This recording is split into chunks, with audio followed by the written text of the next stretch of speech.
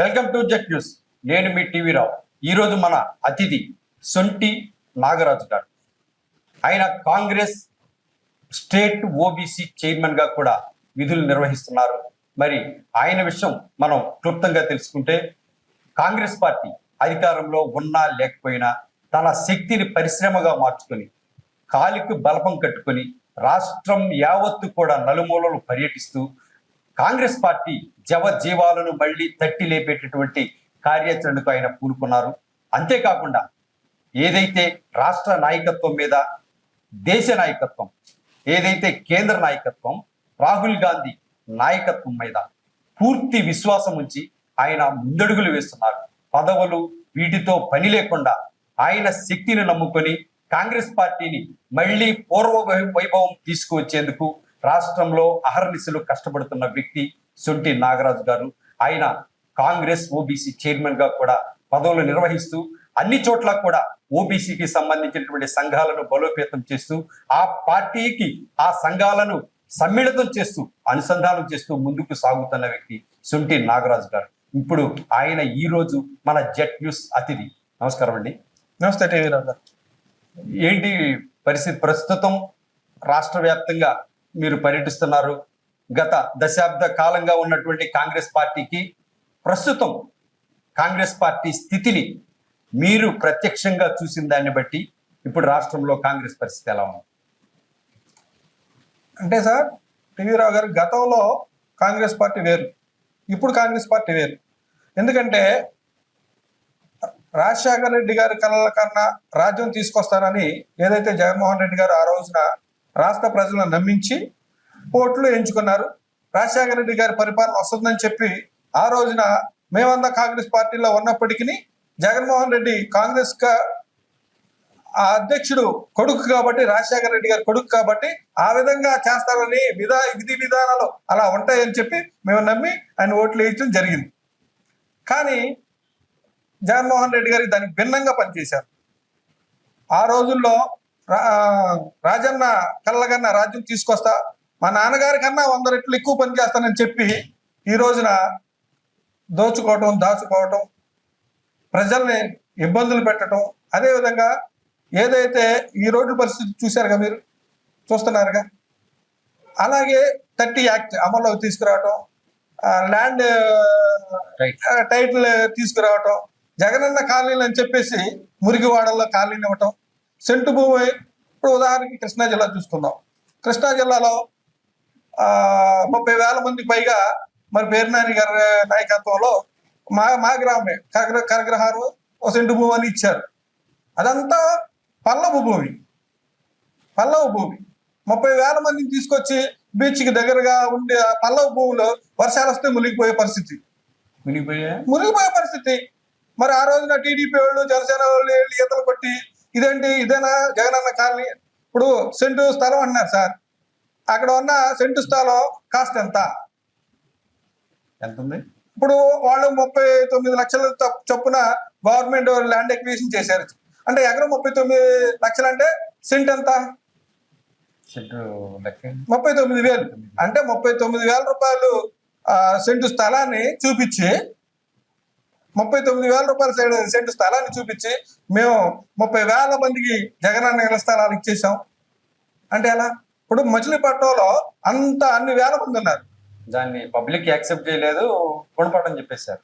కాదు సార్, అసలు మచిలీపట్నంలో ఇటు సుల్తాన్ నగరం కొంతమందికి, ఎస్ఎల్ గోల్పాలెం కొంతమందికి, అలాగే మాచవరం మట్టి దగ్గర కొంతమందికి, కరగ్రహారం దగ్గర కొంతమందికి, రైల్వే ట్రాక్ దగ్గర ఇవ్వాలి కదా. వీళ్ళందరినీ తీసుకొచ్చి ఒకే చోట పెట్టడం ఆయన ఉద్దేశం ఏంటి?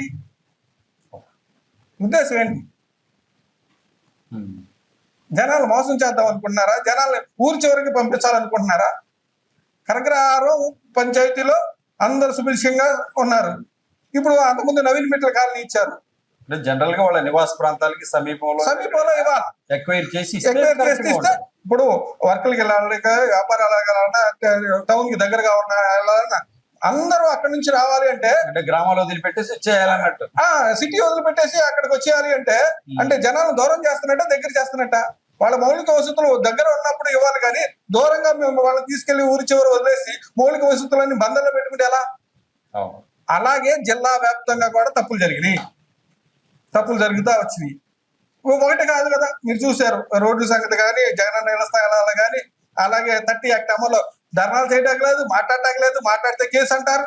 అవును, పేర్ని నాని గారు కూడా ఒకప్పుడు మీరు అర్చనలు అనుకుంటాను. పేరు నాని గారు మా గురువు గారే. మరి పేరు నాని గారి మీద అంతగా ఎక్కేస్తారు. ఆ పేరు అంటే నేను పేరు నాని గారి మీద ఎక్కట్లా, జగన్ గారు చేసిన పనుల మీద చూపిస్తున్నా. ఎగ్జాంపుల్ మచిలీపట్నం చూపిస్తున్నా. పేరు నాని అలాగే మరి పెడ నియోజకవర్గం ఉంది, మీ జోగి రమేష్ గారు ఇక్కడ పెడ నియోజకవర్గంలో మంచినీళ్ళు లేక అలో లక్షణ అంటున్నారు. నా కాన్స్టిట్యున్సీ పెడ నియోజకవర్గం. మరి ఈయన మంత్రిగా చేశారు, మరి పేరు నాని మంత్రిగా చేశారు. అక్కడ బీచ్ దగ్గర ట్యాప్ తిప్పండి, బాపట్ల ఎమ్మెల్యే దగ్గర బాపట్లలో బీచ్ ఉంది, అక్కడికి వెళ్ళి ట్యాప్ తిప్పండి, మంచినీళ్ళు వస్తాయి. ఇక్కడ ఎందుకు రావు? పెడ నియోజకవర్గంలో ఎందుకు రావు? ఎందుకు రావు? నీటి సదుపాయం కల్పిస్తారా కదా. ఈ నాయకులు ఓట్లు దండుకుంటారు తప్ప జనాలకు ఉపయోగపడే పనులు ఏది చేయలేదు. జగనన్న కాలనీలకి అన్నిటికీ కూడా మౌలిక సదుపాయాలతో ఎలక్ట్రికల్ సదుపాయం కానీ, ఇటువైపు వాటర్ సప్లై కానీ మొత్తం కూడా ఇచ్చిన తర్వాతే కాలనీలు ప్రారంభిస్తామని అన్నారు. అసలు ప్రారంభించక ముందే మునిగిపోయినాయి కదండి, అవన్నీ ప్రారంభించక ముందే మునిగిపోయినాయి కదా. ఇంకెక్కడ ప్రారంభిస్తారు? ఈ లోపే తెలుసుకున్నారు. 39,000 రూపాయలు ఒక సెంటు స్థలాన్ని ఇచ్చి 40 లక్షల రూపాయలు జనాలను వేసుకుని కట్టుకోమంటున్నారు. మేము 4 లక్షలు 3 లక్షలు సబ్సిడీ మీద ఇస్తానంటున్నారు. ఇది పెద్ద స్కామ్ చేస్తున్నారని జనాలకు అర్థమయ్యి ఇప్పుడు జగన్ స్థలాల్లో కాపురాలు ఉండేవాళ్ళు ఎంతమంది అండి? 5% కూడా లేదు, 5% కూడా లేరు. మిగతా వాళ్ళంతా ఎక్కడ ఉన్న వాళ్ళు అక్కడే ఉన్నారు, ఆ కాలనీలు కూడా అక్కడే ఉన్నాయి. ఎక్కడ మౌలిక వసతులు లేవు, ఏమీ లేవు. నేను చెప్పేది ఏంటంటే అలా రాష్ట్ర వ్యాప్తంగా ఇదే జరిగింది. మీకు కృష్ణా జిల్లా ఎగ్జాంపుల్ చూపిస్తున్నా. మచిలీపట్నంలో అలా జరిగింది. పెడ నియోజకవర్గంలో అయితే కానే కాదు, ఆయన జోగి రమేష్ గారు మైలవరం నుంచి వచ్చారు. నేను రాజశేఖర రెడ్డి గారి బిడ్డలాగా నేను పనిచేస్తానంటే రాజశేఖర రెడ్డి గారు మొహం చూసి ఒకసారి గెలిపించారు, రెండోసారి మళ్ళీ వెళ్ళిపోయారు, మళ్ళీ వాడిపోయారు, మళ్ళీ ఇక్కడికి వచ్చారు జగనన్న గారితో. ఇక్కడికి వచ్చి నేను ఈసారి జగనన్న మొహం చూసి ఓట్లు వేయండి అన్నారు. ఓట్లేసి గెలిపించారు మా ప్రజలందరూ. జనాలను పీడించుకు తిని మళ్ళీ ఇబ్రాహీంపట్నం వెళ్ళిపోయారు. ఆయన మట్టి తవ్వకాలని చెప్పి 3 మీటర్ల పర్మిషన్ తీసుకొచ్చి తాడి చెట్లు అవుతుంది, ఇది మైనింగ్ దోపిడీ. అలాగే పదవులు ఇవ్వాలంటే డబ్బులు ఇవ్వాలా. ఇలా ఈ రోజు నాయకులందరూ యాంటీ, వైసీపీకి జోగి రమేష్కి యాంటీ అయిపోయారంటే ఆ రోజున జోగి రమేష్ గారు వచ్చినప్పుడు నిజాయితీగా కష్టపడిన కార్యకర్తలను దూరం పెట్టి ఎవరైతే డబ్బులు ఇస్తారో వాళ్ళకి పదవులు ఇవ్వడం మొదలు పెట్టాడు. అంటే ఫస్ట్ లో అంటే 2019లో 2019 కానీ 2014లో కానీ కాంగ్రెస్ కేడర్ అంతా కూడా వైసీపీ కోసం శ్రమించిందిగా. ఖచ్చితంగా జగన్మోహన్ రెడ్డి గారు రాజశేఖర రెడ్డి గారు లాగా పనిచేస్తారని 19 కానీ పనిచేశారు, 14 పనిచేశారు, 14లో వాడిపోయారు. మేమంతా ఎప్పుడు వచ్చామంటే 14లో 19లో మా బ్రదర్ అనిల్ గారు రావడం జరిగింది. 14లో నేను రాలేదు, 19లో వస్తున్నాను. ఈసారి జగన్మోహన్ రెడ్డిని ఖచ్చితంగా మనం సీఎం చేసుకోవాలని అప్పుడు నేను బీసీ సంఘం ప్రెసిడెంట్ గా ఉన్నా. నాతో పాటు బీసీలో ఉన్న కులాలన్నీ, యాదవ్ కులం, గౌడు కులం, కుమ్మరి కులం, నాయ బ్రాహ్మణుల కులం, అన్ని కులాల్లో రాష్ట్ర అధ్యక్షులతో కలిపి, అలాగే క్రిస్టియన్స్, మైనారిటీస్ వాళ్ళందరితో ఫాదర్లతో కలిపి అనేక సమావేశాలు పెట్టి జగన్మోహన్ రెడ్డి గారిని గెలిపించుకోవడం జరిగింది. మరి అంత కష్టపడ్డారు అనేటువంటిది అందరికీ తెలిసిందే. షర్మిల గారు కూడా తెలంగాణలోను ఇటు ఆంధ్రప్రదేశ్ లో కూడా ఆయన జైల్లో ఉన్నప్పుడు పాదయాత్ర చేశారు. పార్టీని అప్పట్లో బతికించడంలో కీలకంగా వ్యవహరించారు. మరి ఇటువైపు ఏమో అనిల్ కుల సంఘాలన్నింటినీ కూడా కూడగట్టారు, ఏకతాటిపైకి తీసుకొచ్చారు. మరి ఈ ఇద్దరు కూడా పార్టీకి ఇంత పని చేసి పెట్టారు, ఇంత త్యాగం చేశారు అనుకోవాలి మాటలో. కానీ వాళ్ళని దూరం పెట్టేయటానికి ప్రధాన కారణం ఏమని చెప్పొచ్చు? అహంకారం అని చెప్పొచ్చు. ఎవరు అధికారం వచ్చేవారికి ఏమో అదే వాడు దాటేదాకా మల్లయ్య తెప్ప దాటిన తర్వాత బోడి మల్లయ్య అనే సామెత ఒకటి ఉంది కదా. అట్లాగే అధికారం 151 స్థానాలు వచ్చేవరకేమో బ్రదర్ అనిల్ గారు, షర్మిల గారు అక్క, బావ, చెల్లి, నా రక్తం, నా ప్రాణం, మా పాపే నా ప్రాణం అన్న జగన్మోహన్ రెడ్డి గారు ఒకసారి సీఎం అయిపోయిన వెంటనే ఆయన వర్షనే మారిపోయింది. మేము ఆ రోజులో బ్రదర్ అనిల్ గారిని అడిగాం, అన్న మీరు ఓట్లు వేయమన్నారు, మేము వేసి గెలిపించాం, ఆయన కనీసం టైం కూడా ఇవ్వట్లేదా అనేటప్పుడు అప్పుడు ఎస్సీ, ఎస్టీ, బీసీ, మైనారిటీలు, క్రిస్టియన్లు అందరూ కలిపి ఒక కొత్త పార్టీ కూడా పెడదామనే ఉద్దేశంతో ఆ రోజు బ్రదర్ అనిల్ గారు కూడా రావడం జరిగింది. అనిల్ గారు ఎక్కడ పార్టీ పెడతారని భయపడి ఆ రోజున్న పెద్దలు పెద్దారెడ్డి, సుబ్బారెడ్డి, విజయసాయి రెడ్డి వాళ్ళందరూ వెళ్ళి మళ్ళీ అలా కాదు ఇలా కాదు అని బతిమాలకు వచ్చిన పరిస్థితులు కూడా ఉన్నాయి. అవన్నీ మీకు తెలియకపోవచ్చు. గతంలో కూడా మీడియా సమ్ముఖంగా బ్రదర్ అనిల్ గారు వీళ్ళందరికీ అన్యాయం చేస్తున్నాడు జగన్మోహన్ రెడ్డి, ఇది కరెక్ట్ కాదు, ఇది దేవుడు మెచ్చడు అని నిజాయితీగా మాట్లాడిన వ్యక్తి బ్రదర్ అనిల్ గారు. అంటే బ్రదర్ అనిల్ ఈ ఈ వివాదం ఎట్లా వచ్చిందనే దానికి ఈ మధ్య మనకు తెలుస్తున్నటువంటి సమాచారం ఏంటంటే, అది కూడా వైసీపీ నుంచి వస్తున్నటువంటి దానికి సరైన సమాచారం ఏమనిస్తుంది, బ్రదర్ అనిల్ కరోనా సమయంలో కిట్లను అధిక రేటుకు అమ్ముకుందామనేటటువంటి ప్రతిపాదనను జగన్మోహన్ రెడ్డి తిరస్కరించారు కాబట్టి అనిల్ అంటే షర్మిల అనిల్ కుటుంబాన్ని దూరం పెట్టారు అనేటటువంటిది ప్రధానంగా వినిపిస్తుంది. బ్రదర్ అనిల్ గారి గురించి మీకేం తెలిసినట్లేదు. ఆయన దగ్గరికి సహాయం అని వస్తే లక్షల్లో ఖర్చు పెట్టే వ్యక్తి, ఎదట వాళ్ళు ఇబ్బందుల్లో ఉన్నారంటే వాళ్ళకి సహాయం చేసే వ్యక్తి, నిజాయితీ గల ఉండే వ్యక్తి, దేవుడు ఎందుకు భయభక్తులు ఉన్న వ్యక్తి ఎవరైనా ఉన్నారంటే అనిల్ గారు. ఎందుకంటే తప్పు చేస్తే రేపొద్దున మనం లెక్కప్ చెప్పాలి, జీవితంలో మనం తప్పు చేయకూడదు, తప్పు చేసేవాడిని కూడా ఎంకరేజ్ చేయని వ్యక్తి బ్రదర్ అనిల్ గారు. అలాంటి వ్యక్తి జగన్మోహన్ రెడ్డి కూడా నిత్యం ప్రేయర్ చేసుకుంటూ ఆ దేవుడే చూస్తాడు, పాపం చేసే దేవుడు, ఈయనే పాపాలు చేస్తుంటే ఇంకా దేవుడు ఏం చూస్తాడండి. ఆయన పాపాలు చూసి చూసి ఇప్పుడు దించి పెట్టారు కిందకి. ఈసారన్నా మారతాడేమో అని చూడాలి, ఒకసారి వెయిట్ చేయాలి. అవును, జగన్మోహన్ రెడ్డిని ఈవీఎంలు ఓడించి అంటున్నారు. మీరే చెప్పాలి, ఆ ఈవీఎంలు ఓడించినా జనాలు ఓడించారా అనేది మీరే చెప్పాలి. అంటే ఆంధ్ర రాష్ట్రంలో ఒక 25 లక్షల ఓట్ బ్యాంకు కొల్లగొట్టారని తెలిసింది. అంటే గతంలో కూడా ఇలాగే గెలిచారా అనేది క్వశ్చన్ వస్తుంది. కాకపోతే ఆయన అహంకారానికి పరాకాష్ట అని చెప్పొచ్చు. ఎందుకంటే ఇప్పుడు 50 సీట్లు 60 సీట్లు వచ్చాయి, మరి 11 సీట్లకి ఎందుకు పడిపోతారు కదా. అంటే ఆయన ముందుగా ప్రేమించిన జనాలంతా అంతే విధంగా ద్వేషించారు. ఎగ్జాంపుల్ నేను ఆయన కోసం చాలా కష్టపడి శ్రమించి గ్రామాల్లో, నియోజకవర్గాల్లో, జిల్లాలో కష్టపడి పనిచేసిన నేను, అలాగే బ్రదర్ అనిల్ గారు, అలాగే ఆయన సమూహం ఆయన కోసం పనిచేశారు. ఈయన ఏం చేశారు అంటే వాళ్ళకి వచ్చి మెచ్చి మేకతోలేం కప్పక్కర్లా, వాళ్ళు పలకరింపు. అలాగే పనిచేసిన వాళ్ళందరూ గ్రామాలు, నియోజకవర్గాలు చల్లగా ఉన్నాయా లేదా, వాళ్ళకి మౌలిక వసతులు అందుతాయా లేదా అని బటన్ నొక్కితే సరిపోద్దా? కాదు కదా. సుంటి నాగరాజు గారు చెప్పండి సార్. రాష్ట్ర వ్యాప్తంగా పర్యటిస్తున్నారు. ఓబీసీ చైర్మన్ గా ఒక బాధ్యతావంతమైనటువంటి పదవి, అన్ని కులాలను అన్ని వర్గాలను దగ్గరికి తీసి వారికి కావాల్సినటువంటి అన్యాయం జరిగితే నేనున్నానని భరోసా ఇవ్వగలిగినటువంటి పదవి.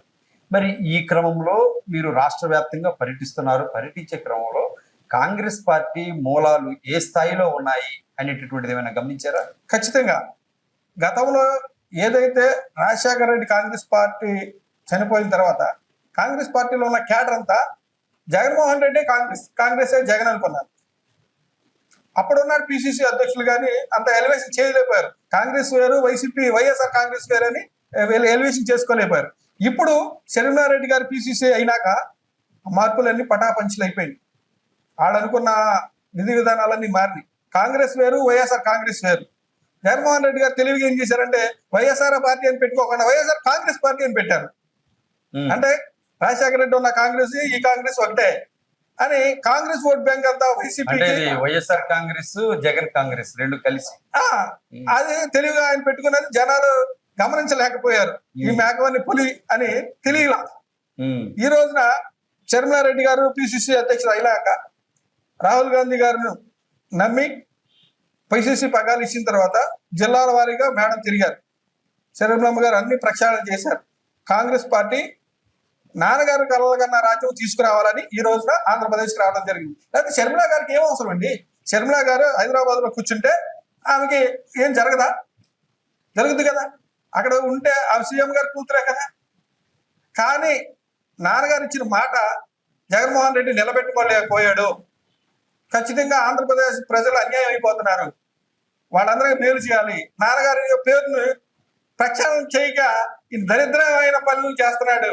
నాన్నగారు కలగన్న రాజ్యం ఇది కాదు ఆంధ్ర రాష్ట్రంలో. నాన్నగారు కలగన్న రాజ్యం ఏంటి? జగన్ చేసినటువంటి యాక్టివిటీస్ ఏంటి చూడండి. ఇప్పుడు ఆరోగ్యశ్రీ అన్నారు, ఆరోగ్యశ్రీ నిర్వీర్యం చేస్తున్నారు. జగన్మోహన్ రెడ్డి ఉండగానే నిర్వీర్యం అయిపోయింది. ఆయన అన్ని నియోజకవర్గాలు, అన్ని గ్రామాల్లో రోడ్లు వేసుకుంటూ వెళ్తే ఈయన గుంటలు పెట్టుకుంటూ వెళ్ళాడు. అవునా? అలాగే ల్యాండ్ టైటిల్ యాక్ట్ తీసుకొచ్చారు. ఇలాంటివన్నీ రాజశేఖర రెడ్డి గారు ప్రోత్సహించారా? ప్రోత్సహించలేదు కదా. అలా కాకుండా అంతకు మించి చేస్తారేమో అనుకున్నారు. ఈయన నరేంద్ర మోడీతో జోడీ కట్టి ఆయన ఇష్టం వచ్చిన పనులన్నీ చేసుకుంటూ పోయారు. అందుకే రాష్ట్ర ప్రజలు ఆయనకి తిరస్కరించి 15 సీట్లకే పరిమితం చేశారు. వైఎస్ఆర్ రాజశేఖర రెడ్డి మరణం తర్వాత ఆ కుటుంబాన్ని ఇక్కట్లు ఇబ్బందులు పెట్టినటువంటి పార్టీ కాంగ్రెస్ పార్టీ. అంతేకాకుండా ఆ కుటుంబంలోని జగన్మోహన్ రెడ్డిని 16 నెలలు జైల్లో పెట్టిన పార్టీతో షర్మిల జత్తు కట్టడాన్ని ప్రజలు ప్రశ్నిస్తున్నారు. ఎస్, ఇప్పుడు 16 నెలలు జైల్లో ఉన్నది ఎవరు? జగన్మోహన్ రెడ్డి, అవునా కాదు? ఎస్, అక్రమాలు మోసాలు కంపెనీలు పెట్టింది ఎవరు? జగన్మోహన్ రెడ్డి. షేర్లు కంపెనీల రూపంలో తరలించింది ఎవరు? జగన్మోహన్ రెడ్డి. షర్మిలారెడ్డి గారికి ఏమన్నా అప్పటికి షర్మిలారెడ్డి గారు సీఎం గారి కూతురే, గృహిణి. ఏ రోజు కూడా అక్రమాలకి చెయ్యి కూడా పెట్టని షర్మిలారెడ్డి గారు. అంటే ఈ పాపం ఆవిడకి ఏం తెలియదు. అన్న ఏదో చేస్తున్నారు అనుకున్నారు కానీ కంపెనీల్లో ఇలా మోసాలు చేస్తారని తెలియదు. నిజాయితీగా నాన్నగారు ఏం చెప్తే అది చేసే పని షర్మిలారెడ్డి గారు ఆ రోజున. ఇప్పుడు కూడా మీరు అన్నారు 16 నెలలు జైల్లో ఉన్నాడు కదా అని. షర్మిలారెడ్డి గారు కూడా ఉండేవాళ్ళు కదా జైల్లో. ఆ పాపం పంచుకున్నట్టయితే పాపం పంచుకోవాలా షర్మిలారెడ్డి గారు. నాన్నగారి కళ్ళ కన్నా రాజ్యం రావాలి, అన్నయ్య చేస్తాడని చెప్పి పాదయాత్ర చేశారు, అవునా కదా? పాదయాత్ర చేశారు, కొన్ని వేల కిలోమీటర్లు నడిచారు. ఈ రోజు కృష్ణా జిల్లాలో ఉన్న సౌకాడు లీడర్లు కూడా ఆ రోజున జోగి రమేష్ కానీ, అలాగే నాని కానీ, ఇప్పుడున్న కొడాలి నాని కానీ, వీళ్ళందరూ కూడా ఆ రోజున అంట షర్మిల గారి అపాయింట్మెంట్ కోసం తిరిగిన వాళ్ళు వీళ్ళంతా. ఈ రోజున అవాకు చెవాకులు పేలితే ఎలా? ఎస్. అందుకే నిజమైన వారసురాలు ఎవరు? నాన్నగారు ఆశయాలు ఎవరైతే నిలబెడతారో వాళ్ళు నిజమైన వారసురాలు. అప్పుడు షర్మిల గారెడ్డి గారే కదా వారసురాలు. మీరు చెప్పండి. ఇప్పుడు ఆసియాలు నిలబెట్టే క్రమంలో షర్మిల గారు కాంగ్రెస్ పార్టీలో జాయిన్ అయ్యారు. కాంగ్రెస్ పార్టీ నుంచి 2024లో కాంగ్రెస్ పార్టీ కోసం ఆమె పోరాడే క్రమంలో కాంగ్రెస్ పార్టీ కంటే కూడా టీడీపీకి ఆమె పోరాటం ఎక్కువ బెనిఫిట్ జరిగింది.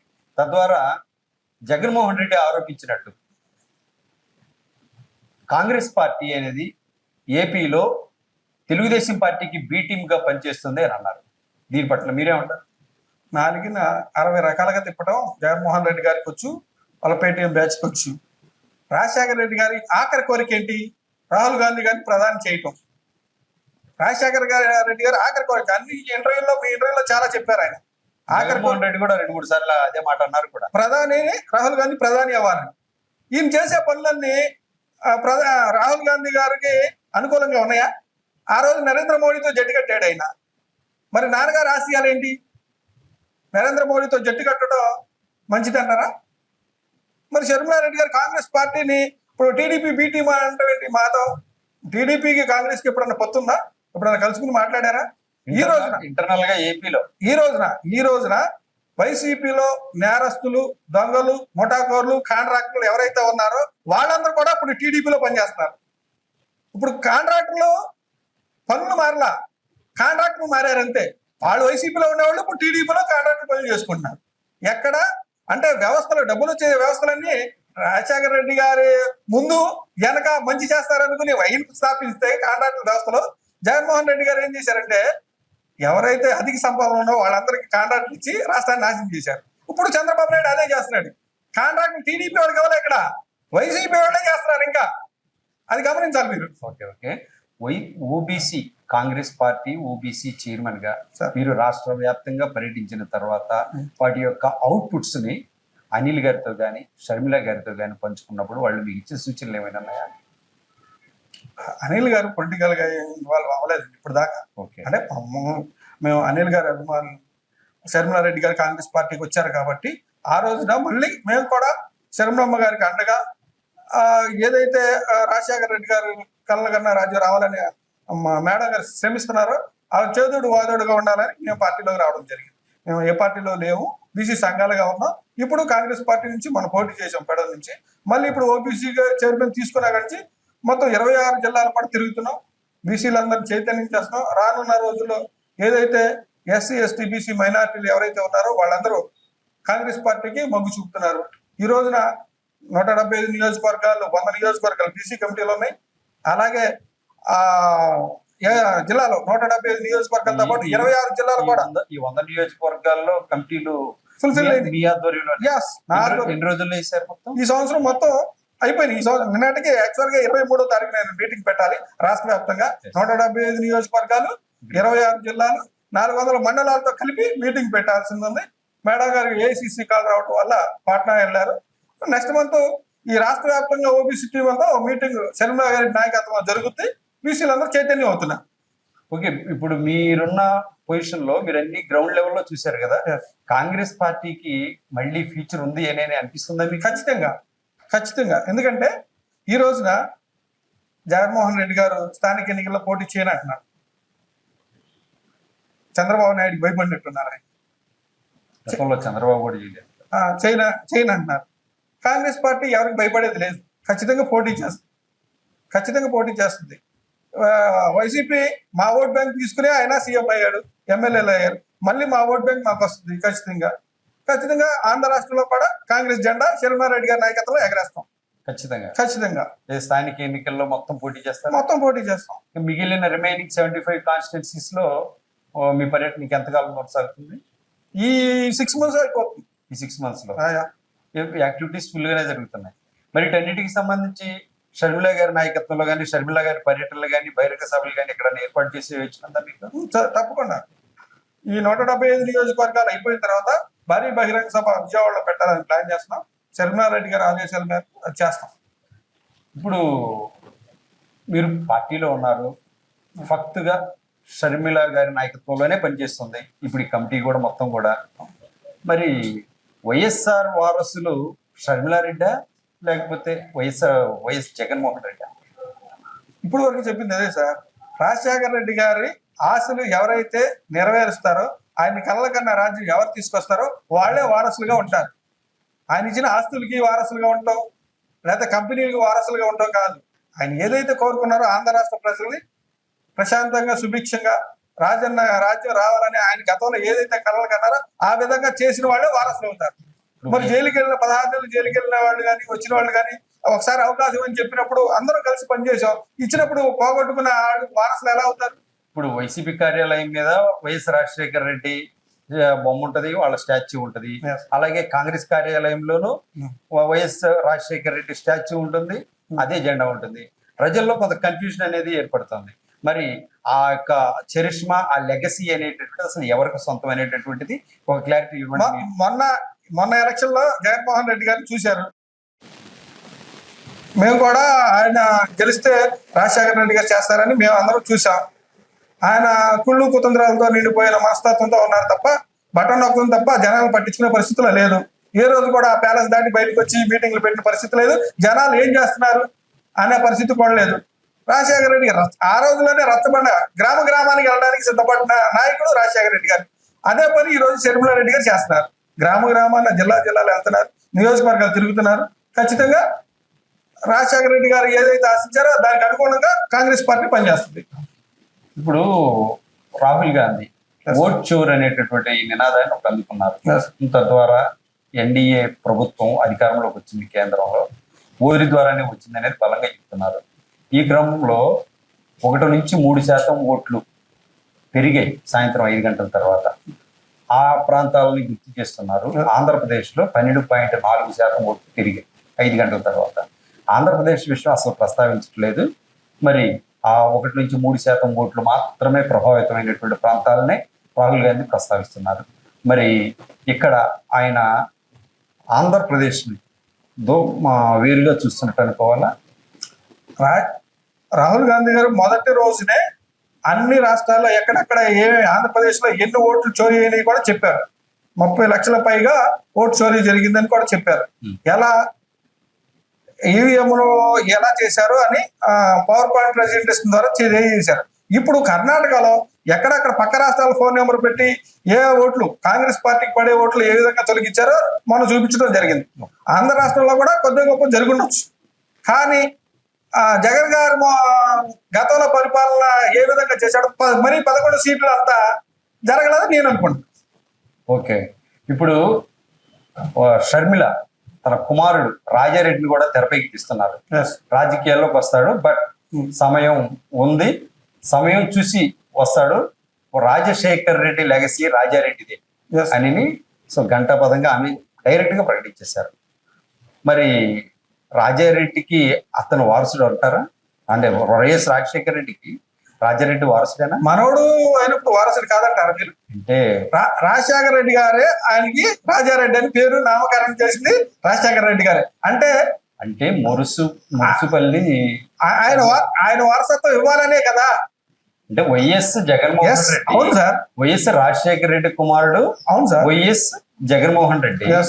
మురుసుపిల్లి షర్మిలారెడ్డి కుమారుడు లేదా మురుసుపిల్లి అనిల్ కుమార్ కుమారుడు మురుసుపిల్లి రాజారెడ్డి. Yes.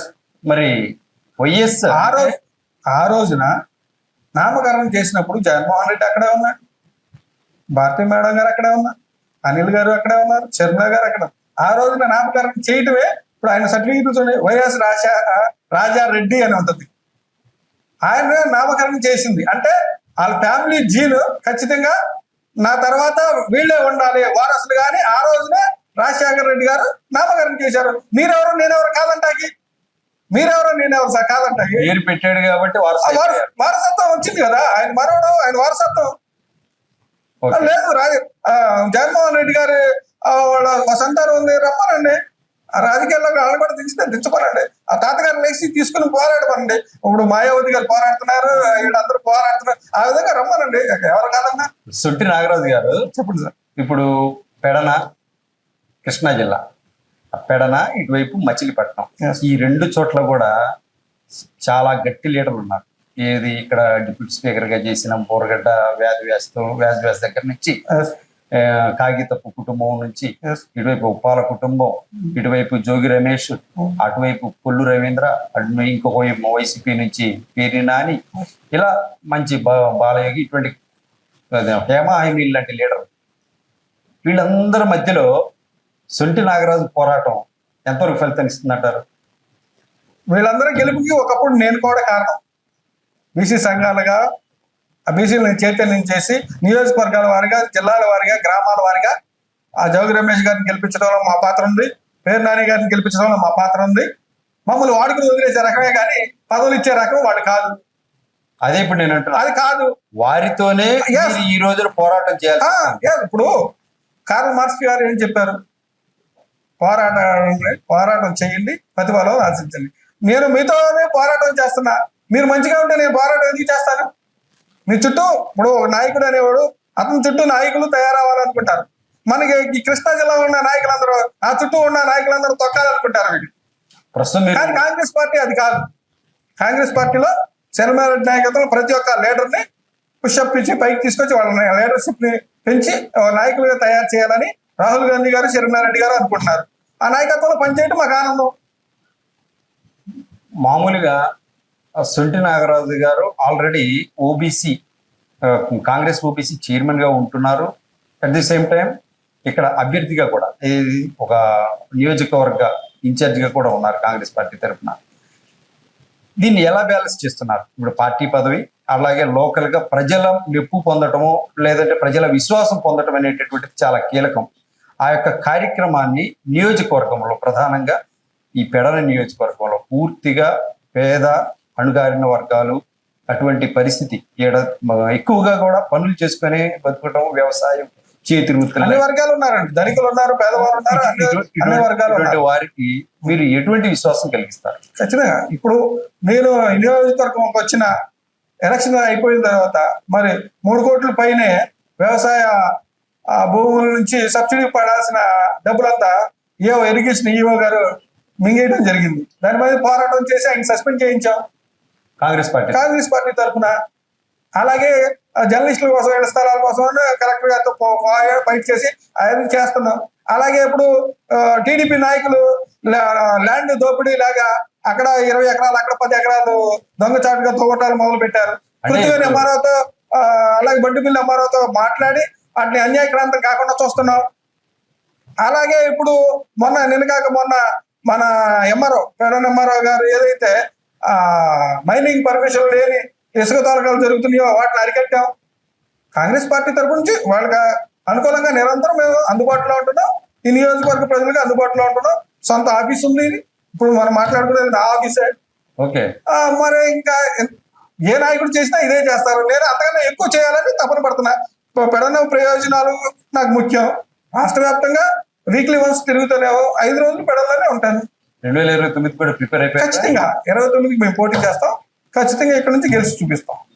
మచిలీపట్నంలో కూడా మీ యాక్టివిటీ బాగానే ఉంది. మచిలీపట్నం కూడా దృష్టిలో ఉందా? తప్పకుండా మచిలీపట్నంలో కూడా కాంగ్రెస్ కి జెండా ఎగురుద్ది. వీళ్ళంతా ఎక్కడి నుంచి వచ్చారు? పేరు నాని, జోగి రమేష్ వీళ్ళందరూ ఎక్కడి నుంచి వచ్చారండి? కాంగ్రెస్ పార్టీ, మా పార్టీ నుంచే కదా.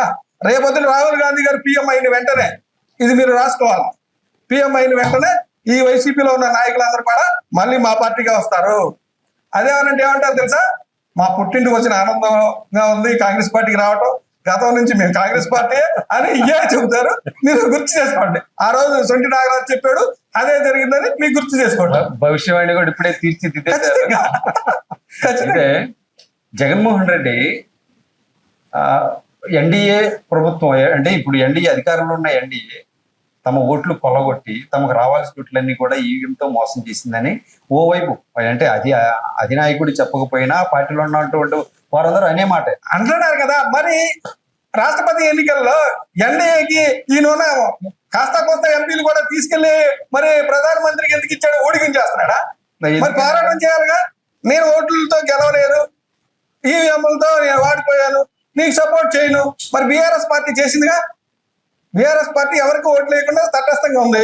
మరి ఈయనకున్నది అరాకొర ఎంపీలు ఆపచ్చుగా. మరి ఆయనకి ఎందుకు ఊడికించేస్తున్నాడు? భయం వేసిందా? మళ్ళీ ఇప్పుడు అవినాష్ రెడ్డిని లోపలేశారు, సుబ్బారెడ్డిని లోపలేశారు, చెవిరెడ్డి భాస్కర్ రెడ్డిని లోపలేశారు.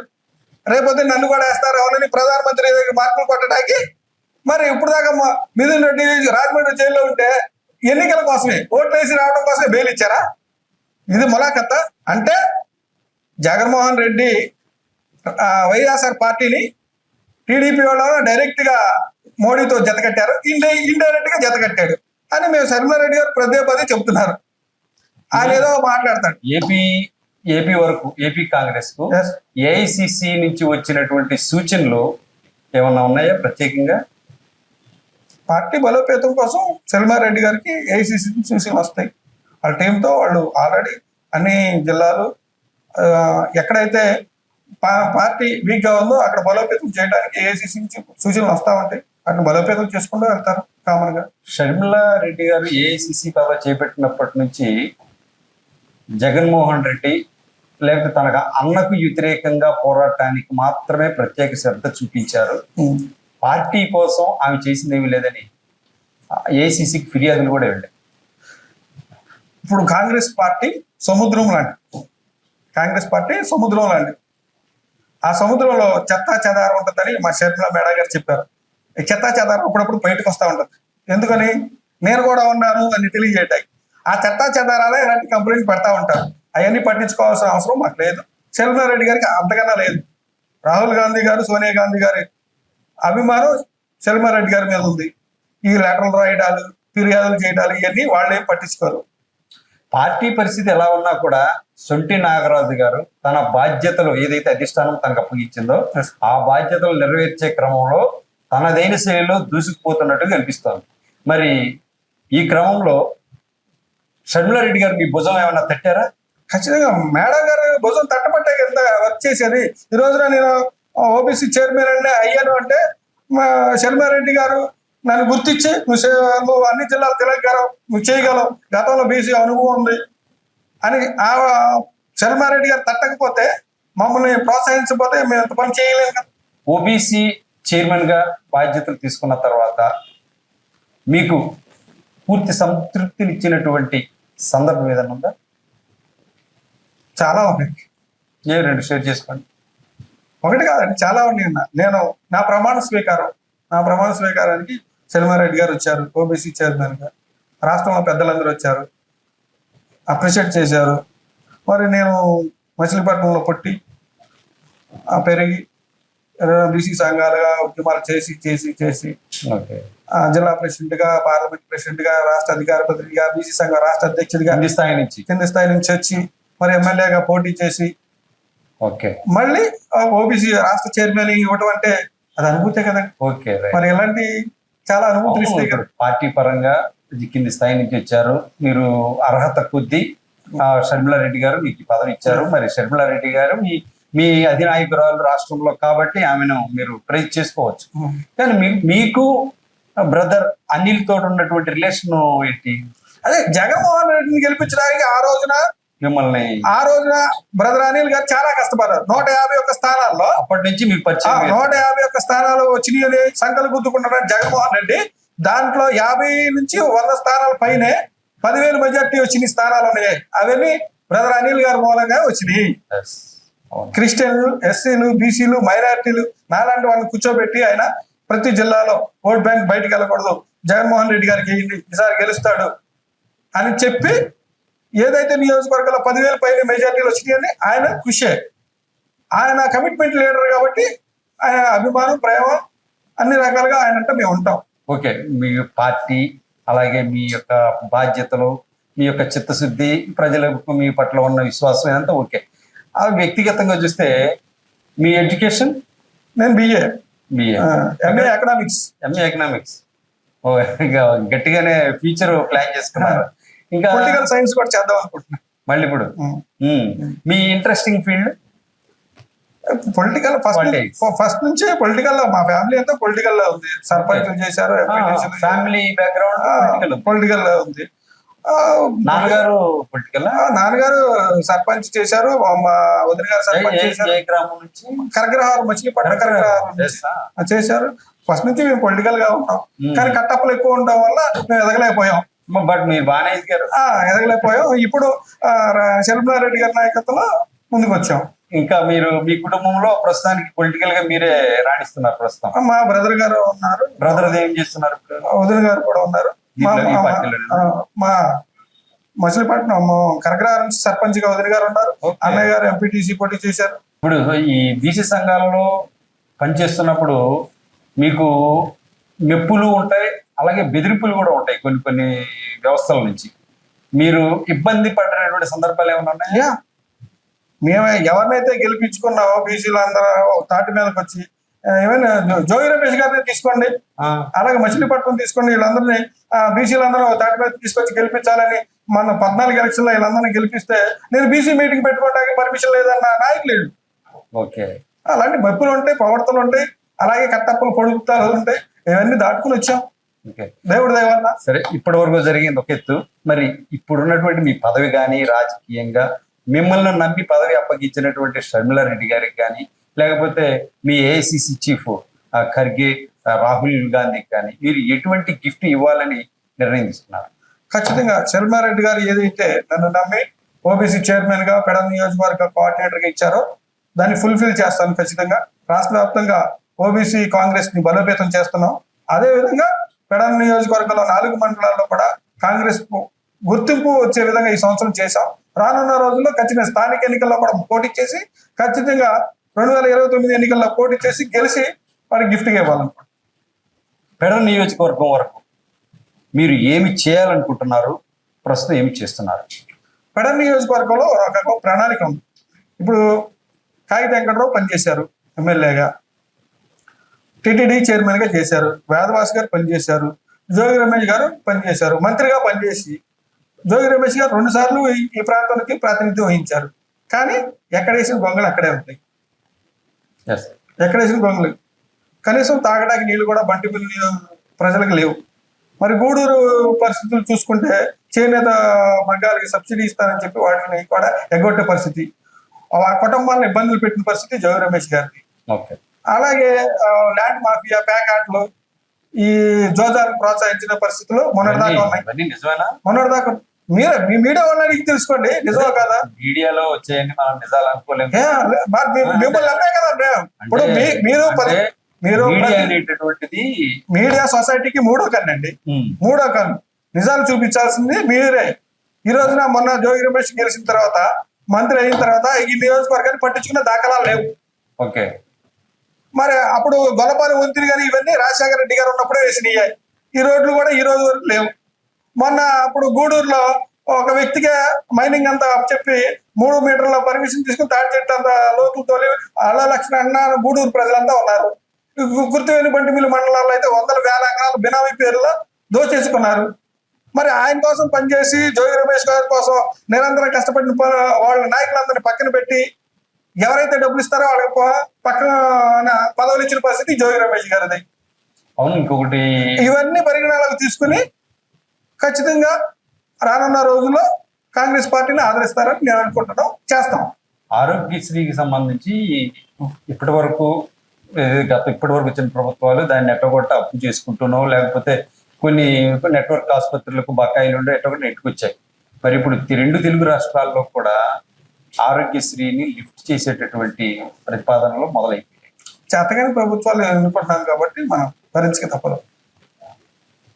మెడికల్ కాలేజీ ఖచ్చితంగా ఈ మెడికల్ కాలేజీలు కూడా ప్రభుత్వం నుంచి ప్రైవేటుకు బదలాయింపు జరుగుతుంది, దానికి జీవో ఇచ్చారు. దీని పట్ల రాష్ట్ర వ్యాప్తంగా కూడా కాంగ్రెస్ పార్టీ కూడా కాంగ్రెస్ లో తీవ్రంగా మెడికల్ కాలేజీలు అనేది ప్రైవేటీకరణ అనేది అది బూతు. ఎందుకంటే వాళ్ళ వర్గాలకి, చంద్రబాబు నాయుడు వర్గాలకి మాత్రం అంటకట్టడానికి రెడీ అయిపోయాడు ఆయన. ఏదైతే అంబానీకి అదానికి దేశాన్ని అప్పు చెప్పడానికి నరేంద్ర మోడీ ఉన్నాడో, ఇక్కడ చంద్రబాబు నాయుడు కూడా అంతే. వాళ్ళ వర్గాలకి మాత్రమే ఈ 17 కాలేజీలు అప్పు చెప్పి అదేమనంటే పాలసీలు మార్చామని చెప్పాలని ప్రయత్నిస్తున్నాడు. వైసీపీ పార్టీ కాదు, కాంగ్రెస్ పార్టీ కాదు, ప్రతి ఒక్కరు దీని మీద స్పందిస్తున్నారు, పోరాటం చేస్తున్నారు. మా శర్మారెడ్డి గారి నాయకత్వంలో గతంలో కూడా చెప్పాం ఇది తగదు అని. దీని మీద పోరాటాలు చేయడానికి సిద్ధంగా ఉన్నాం. ఓకే నాగరాజు గారు, ఇప్పటి వరకు మీతో జరిగిన ఇంటర్వ్యూలో నిక్కచ్చిగా నిఖార్సుగా కుండ బద్దలు కొట్టినట్టుగా మీరు మాట్లాడారు. చాలా వాస్తవాలు ప్రజలకు తెలిసే విధంగా మీరు వ్యవహరించారు.